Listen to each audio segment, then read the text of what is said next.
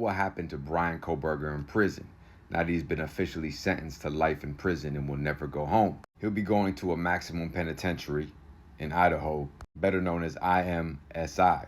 It is the only maximum state penitentiary in Idaho.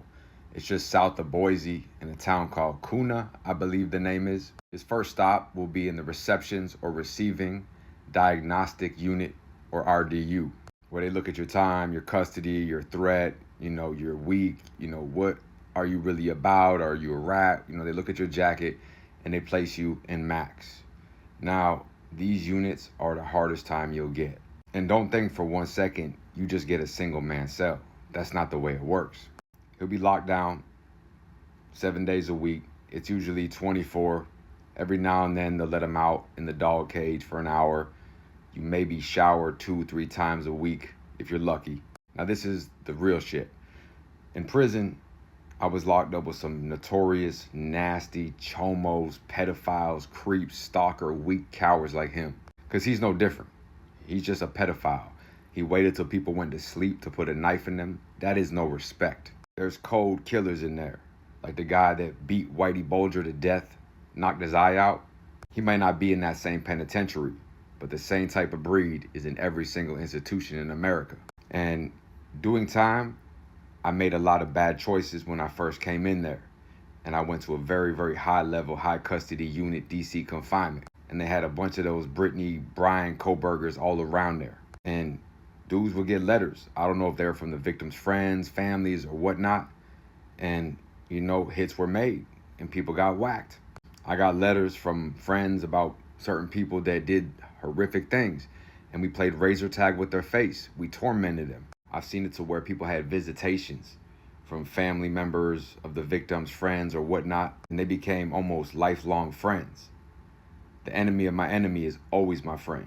And when you listen to what the parents say, the father, the mothers, the sister, this wasn't your normal victim impact statement. They were basically telling them, you're fucked. Literally. The dad went on there and he said, you fucked with the wrong family. He's saying that this shit is not over. I've already reached out. We could read between the lines.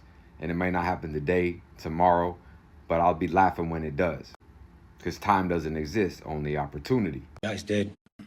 You picked the wrong family. And we're laughing at you on your trip to the pen. That will be today or tomorrow. I'll close with God. People will never forget that. They might forgive you, but they can never let that go. It's the same thing as somebody did it to your kid. And, we get letters in these high custody units and we'll say, hey, how are you? I would like to help you. They start out, they're just as smooth as convicts. They don't come on aggressive or emotional.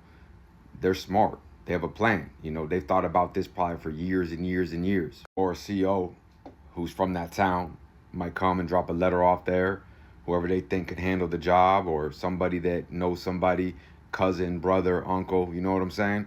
And that's how the hits are done all the time.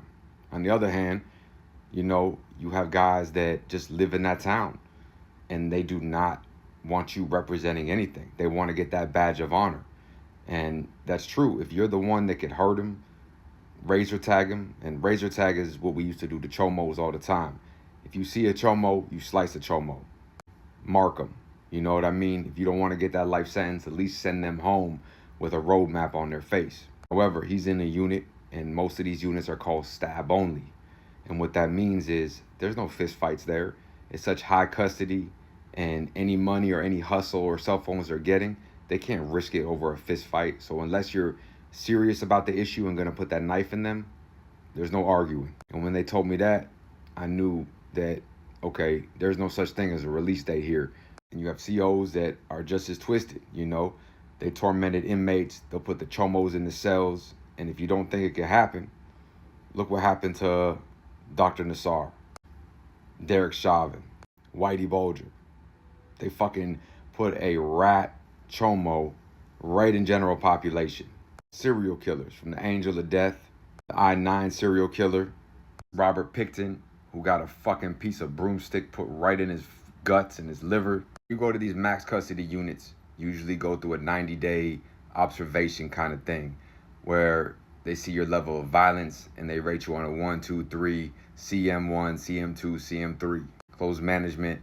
But after those 90 days, you're going to have a cellmate.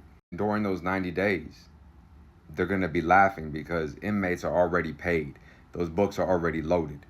You take out 4 college kids like that, Kaylee, Madison, Zayna, Ethan, no one older than 21, that family already paid to play.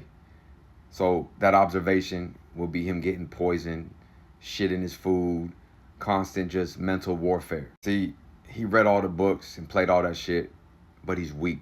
You look in his eyes, you could look in his soul, and they never lie.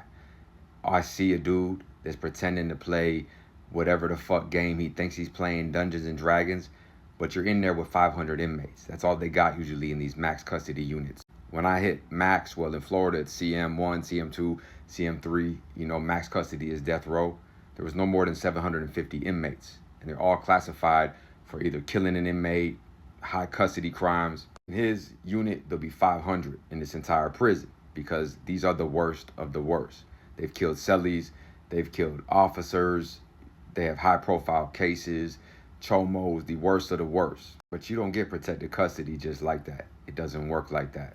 He'll be in an 8x10 with some infamous killers, armed robbers, high-ranking organization members, and all that shit where he tries to diagnose and use his smarts to try to see what this inmate is. You're dealing with the most cunning, manipulative geniuses, criminal geniuses that studied every art of war.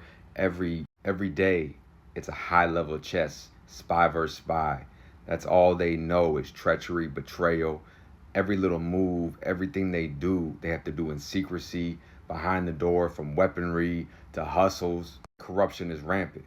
Just last year, a 26-year-old inmate was beaten to death by a cellmate, and it took 26 minutes for the officers to come. When I look in his eyes, of course he's weak, his body language, we all know that, but he's never experienced explosive violence. For men that killing, murder, corruption is just everyday life. We're not doing this for a science project or for school or whatnot. Whatever he tries to think is going to be cool or I could help you with this, they don't care. These motherfuckers are cold-blooded killers that took an oath to an organization and were willing to go behind this wall for 24/7 and to ever break. And that's the real shit. He can't handle it. He'll break. It's easy to kill people in your sleep. And you think as a cellmate, you're going to ever go to sleep around this dude? It's never going to happen. You kill people in your sleep. You're a coward. You kill young women in their sleep. You think any inmate will ever go to sleep around you? You're going to get strangled, beaten to death, begging to go to PC, but it never works like that. And the dad, like in the video I'm about to show y'all again, he already laid it down. We're going to be laughing when it happens. Protective custody doesn't just come to you. It comes to people who debrief from organizations, people who have been violently assaulted. Now, certain celebrities could be on a protective custody yard, but look at Tory. He got stabbed up and almost murdered on one of them PC yards by a gang dropout. It doesn't matter where you go. You don't get that. You have to earn that. The way these chomos and thrill killers get to earn that is by almost getting killed multiple times. Everything about him is weak. I would raise my hand for that, and so many other inmates would. And you say, why would you want to get a life sentence? The thing you have to understand is when the system fails people and you see those broken families and you're from that town and every day you're reliving a moment in time for the last 30, 40 years, the world's forgot about you. You're living in a tomb. Every time I get money sent to me or a visit, I felt like they were just putting flowers on my grave. You take out an evil, weak coward like that, you finally could show the world who you really have become. It's a twisted way to look at it, but that's the reality. You have to go insane to remain sane. Billy Chamermer, the dude who killed all those old ladies, he wasn't in protective custody. His cellmate beat him to death. Somehow the door opened by accident. He dragged him out there and laid him in the day room for everybody to see. And the officers, not only are they going to make it happen, they're going to beat you, poison you, spray you, destroy you, write you up so you cannot leave. I was in there when they had what was called the Chipley 5. Look that up. Fuck him. Stay out. Stay free. Us.